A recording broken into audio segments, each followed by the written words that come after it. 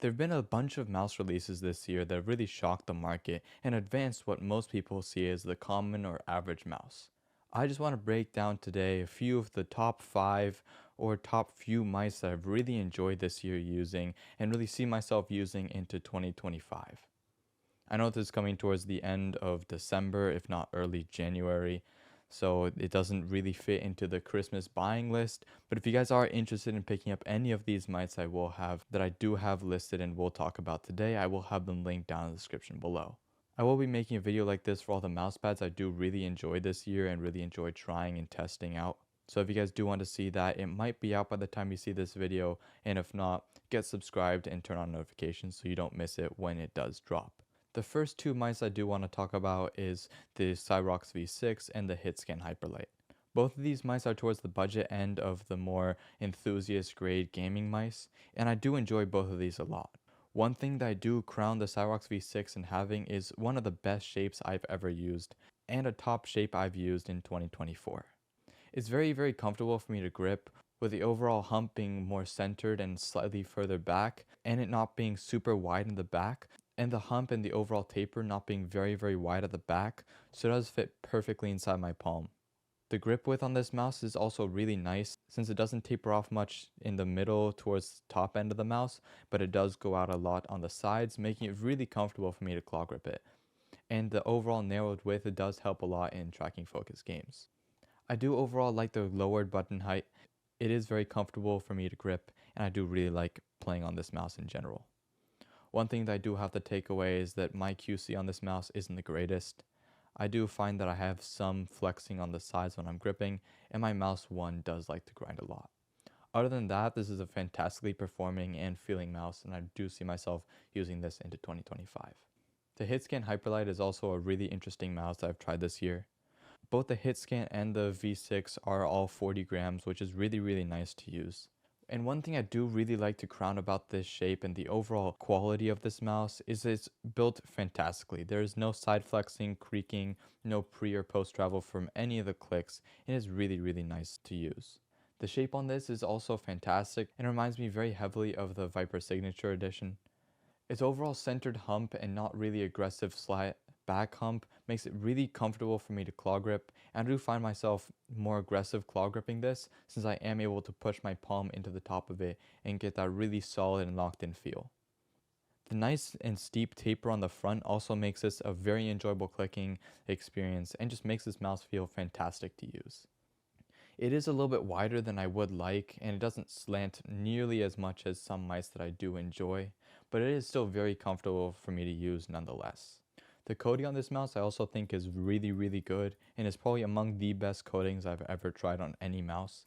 You can see that even though I am sweating, this mouse does become relatively reflective, and my sweat does stick to it.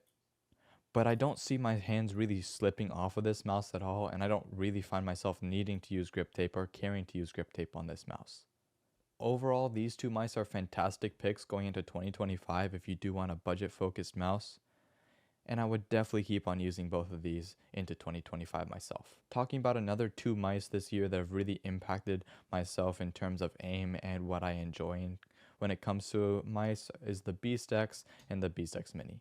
Both of these mice I would crown as my main mouse. A good portion of the year was spent on the Beast X as my main until I got the Beast X Mini in the summer and switched to this as being my main mouse. Both of these are fantastically built. I don't find any quality issues with either of these, putting in many hundreds of hours on both of these mice.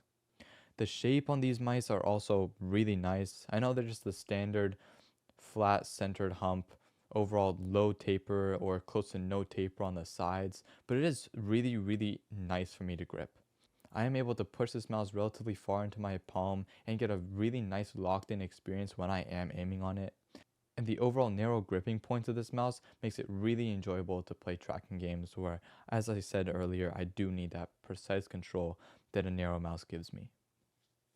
But talking about the Beast X, even though this mouse did come out in the end of 2023, I didn't feel like I really used it or had it at all until 2024, and this was what I'd consider to be my golden standard of mice. This is basically the perfect shape that I've ever used. It's super comfortable, it is really lightweight, and overall feels and looks fantastic. It has all the qualities that the B6 Mini has, just a little bit upscaled. And I find that this shape, if I do just want to use a mouse, it's relaxed, feels effortless to use, and just feels amazing both to have on my desk and to use in any game. This is my go-to mouse to have. Both of these are fantastic, they perform amazing, and I've got some crazy aim clips and crazy scores in Kovacs on both of these mice. One thing that I do have to say is that the side holes do kind of bug me. I did have to double up on the side grips on the right side of these mice since they did aggressively dig into my skin, since I do like to have my fingers in between the holes. But once I did that, it created a very locked in feel since I could use those side holes to keep the mouse stable, and I didn't really hate it as much as I did when I first got the mouse. These two are my go-to mice going into 2025, and I do see myself putting in a lot of time on the Beastex Mini when I am using a full-size mouse. And I will really strongly recommend both of these mice if you are looking for a small to mid-size center humped mouse. And then talking about the crown jewel of gaming mice that I've tried this year. I know you can't really buy this mouse right now since it's not out, but the Mighty Mouse MM8K will be releasing very shortly, and it is the best mouse I've ever used, period. It is effortless to use in any kind of scenario, whether it be clicking, tracking, target switching. It feels fantastic.